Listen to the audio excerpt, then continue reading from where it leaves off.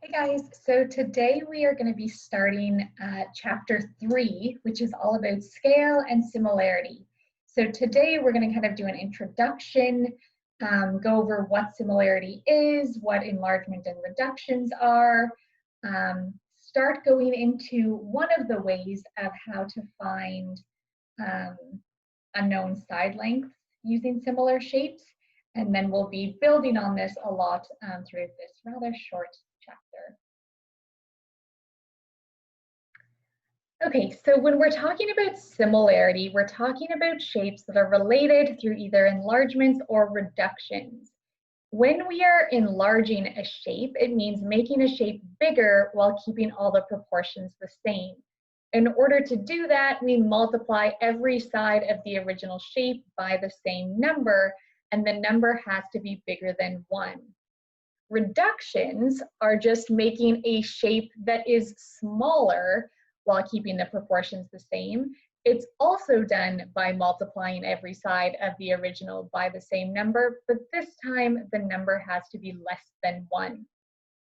So, for example, if we have our original shape here, if we take both the 2 and the 4, multiply each of those sides by 2, we get 4 by 8. That is an enlarged shape.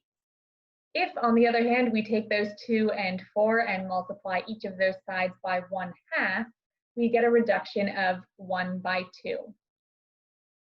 You may notice that this reduction of multiplying by 1/2 is the same thing as dividing by 2. The reason we say multiplying has to do with scale factors, which we'll learn about in the next lesson. But that's why we say multiplying instead of dividing. There is a reason for that. So similar shapes, like the ones in the example above, will be the same shape, just different sizes.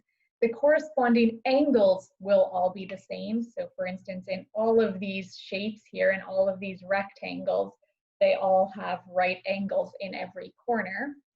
The corresponding sides are all proportional, meaning that they were all enlarged or reduced by the same number. And so because 2 times 2 is 4 and 2 times 2 is 8, that means I multiplied both of the original sides by the same number to get my new sides, and therefore those two shapes are proportional and therefore similar. Now, when we talk about corresponding sides and angles, we mean the sides and angles that would line up if we rotate the shapes so that they're oriented in the same way. So for instance, if I have these two shapes here, in order to orient these the same way, I would just take this shape and rotate the corners around until they line up with one another, which these ones don't really look like they do because I just drew them by hand. But you would want the right angles to be in the same places as one another. For instance, the sides that are longest, so the hypotenuses, should be lined up in the same place, stuff like that.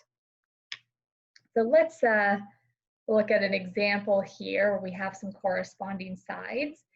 So in these two shapes here, in order to rotate these so that they are kind of lined up with one another, I would just want, for instance, to get the two longest sides to be lined up with each other. And to do that, I might just like rotate this corner upwards. So this line here is lined up with this line here, that sort of thing. Some of you might just be doing this in your heads and not on paper, and that's totally fine. Then we are going to write ratios of the corresponding sides, which is why it's important to identify our corresponding sides.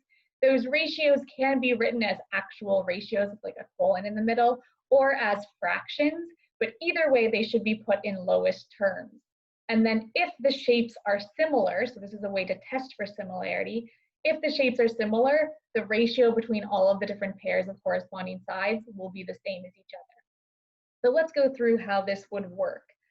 To write my different ratios of corresponding sides, we're going to learn in the next lesson kind of which number should go first and which should go second. It depends if you're doing an enlargement or a reduction. in this case, I'm going to pretend that this was my original and this was my new, bigger and better shape. In which case I'm going to write this number first, or like on top in a fraction. Let's write this as a fraction. So I could do 20 over 10 because I just put the corresponding sides over top of each other. And if I always put, let's say, I'm going to call this triangle 1 and triangle 2, if I'm setting up my ratios for all of my corresponding sides, I should always put the same triangle on the top and the same triangle on the bottom. So since I did 2 over 1 here, when I move to my next pairs of sides, corresponding sides, I should do triangle 2 side over triangle 1 side. So for instance, 12 over 6 and then 14 over 7, which are the corresponding sides. If you don't like the idea of like visually having to rotate the shapes, in something like this where you're given all the sides, you can also just say, okay, the 2 largest sides must correspond, the 2 smallest sides must correspond, or like the smallest side in each triangle, and the like medium length side in each triangle must correspond. And then of course we need to put all of these in lowest terms. So 20 divided by 10 is 2, so is 12 divided by 6, so is 14 divided by 7. Because all of the ratios when put in lowest terms are the same, that means that I have similar shapes. So same ratio, therefore similar shapes.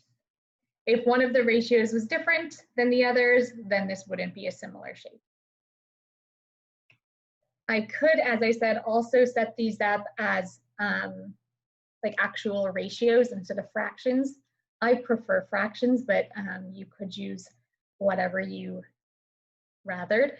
So I could also write these as like 10 to 20 or 6 to 12 or 14.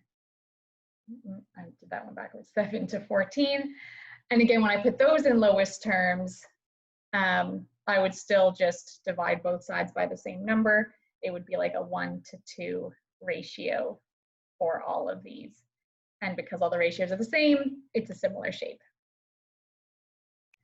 Okay, on to my favorite part of this lesson, which is actually using proportions to find unknown side lengths.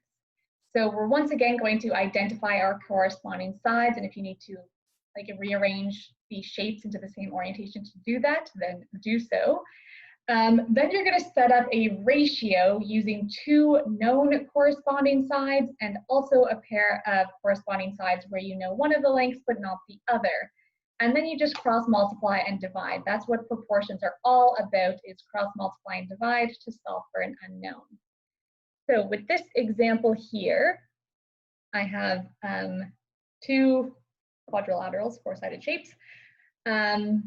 They're obviously not oriented the same way as one another. In order to do that, I would need to take one of these shapes and rotate it around by 180 degrees. But anyway, when you do that, you will see that the long sides of both of these, the 6 and the 28, correspond with one another, and so do the 14 and the x. The reason I put 2 side lengths here is so you would have to actually visually or mentally rotate one of these shapes to see whether it would be the 14 or the 15 that would line up with the x. The 15, when you rotate this, will line up with this side. This side will come around over here when I rotate it. Okay, so it is important to note when you're reorienting a shape, rotate it, don't flip it. Okay.